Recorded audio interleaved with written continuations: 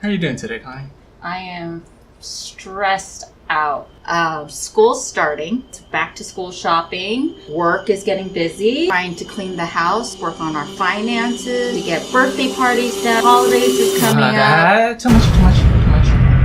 So stress. How do we deal with this? Yeah, how do we deal with this?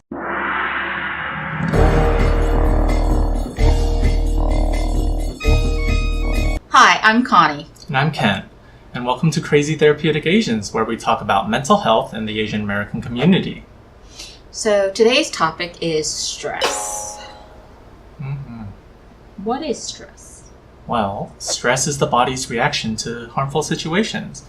Whether they're, real or perceived, when we feel threatened, a chemical reaction occurs in our body. And that response gives us the energy to either run to survive or to fight back.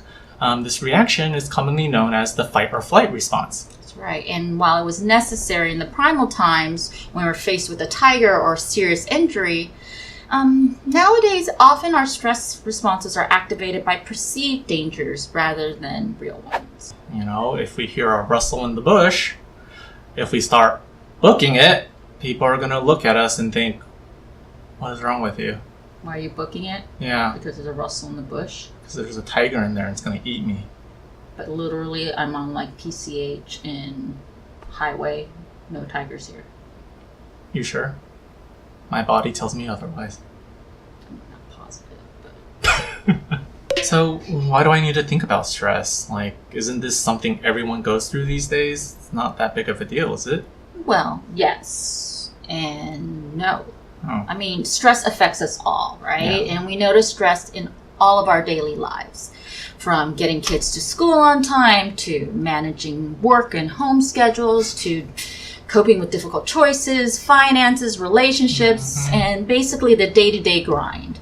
Stress pretty much appears at every turn, and though a little stress is okay, and some stress actually is helpful to get things done and make decisions and provide a urgency to get us motivated.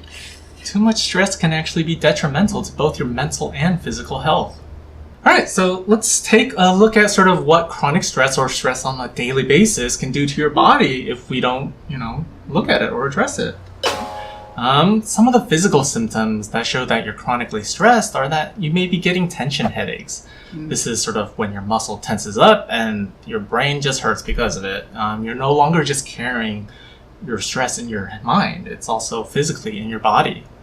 It could lead to a weakened immune system. You do hear about people who, after a stressful month or a project, they get really sick afterwards. Kids after finals week, right before summer starts getting that summer break flu. Very fun. It could lead to heartburn. Increased production of stomach acid could worsen the heartburn. And then high blood pressure. The stress hormones tighten your blood vessels and just shoots your blood pressure straight up. Which can lead to a risk of heart attack, over time. I mean, your increased heart rate, which stress hormones makes your heart pump even faster, and the high blood pressure can really damage your arteries, which could lead to heart attack. Stress also decreases your sex hormones, which leads to a loss of libido and low energy, which leads us to fatigue, physical and emotional. And lastly, insomnia, our favorite. The difficulty to fall and stay asleep. Very hard to do sometimes.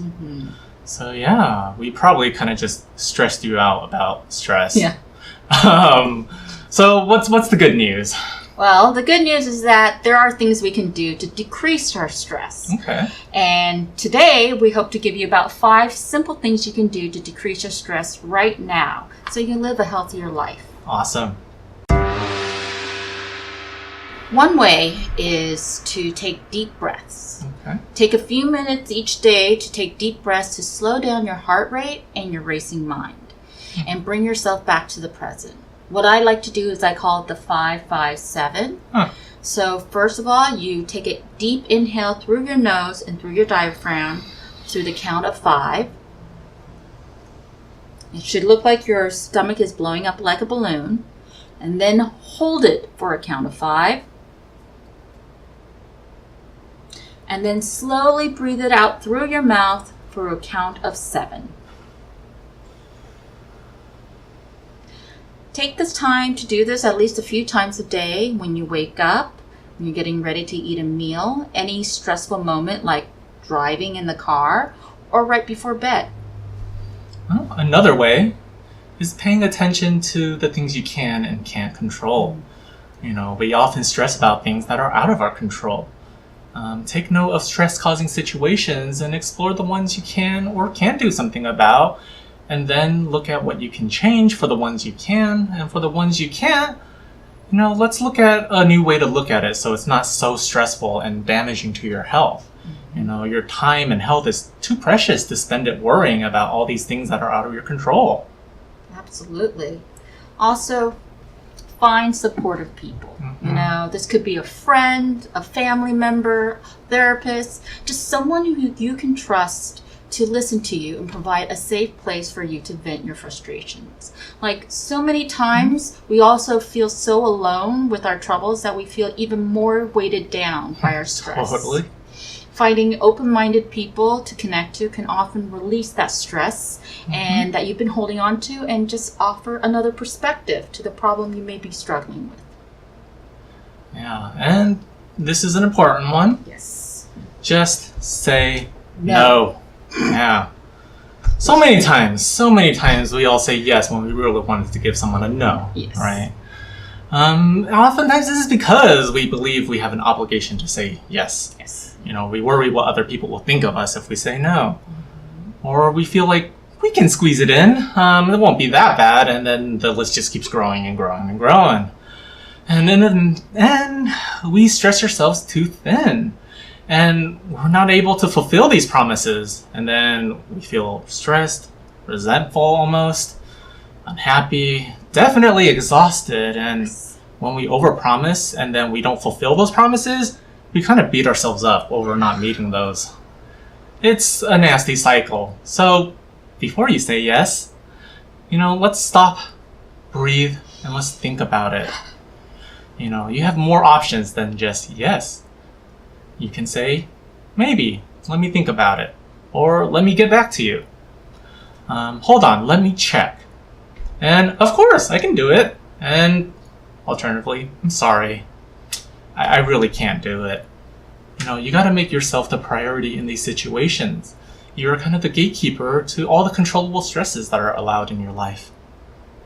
So, my last favorite idea is throw a one-person dance party where only you are invited.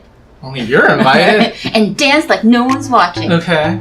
So sometimes life is so serious and stressful that we forget how to let things go and shake things off. So play that funky music loud and proud, lock the door, and dance your booty off, okay? Running Man, the Dip, the Cabbage Patch. I'm dating myself right now. You know what I'm saying. Just boogie down and dance away your stress for at least 5 minutes. Physical activity actually helps release endorphins and promote stress and tension relief. So dance to your own beat and give your permission to be free. Alright, we hope these ideas kind of were useful to you and help decrease some of the stress in your life so that you can enjoy some of the more joyful parts of it. And of course, as always, we want you to live a fuller, healthier, and longer life. Yes, so if you like what you saw today, please follow us on Instagram at Crazy Therapeutic or Facebook at Crazy Therapeutic. And if you want to learn more about Connie and me, you can visit Connie's website at healinggenerationscounseling.com. And for Kent, it's therapeutichealingpractices.com. You have some free time right now? Dance party! Woo! What? Alright, we'll catch you guys next time. I hope there's music. This is really cool. No, I'm going to leave it silent. Yay! Yay! Walk, walk.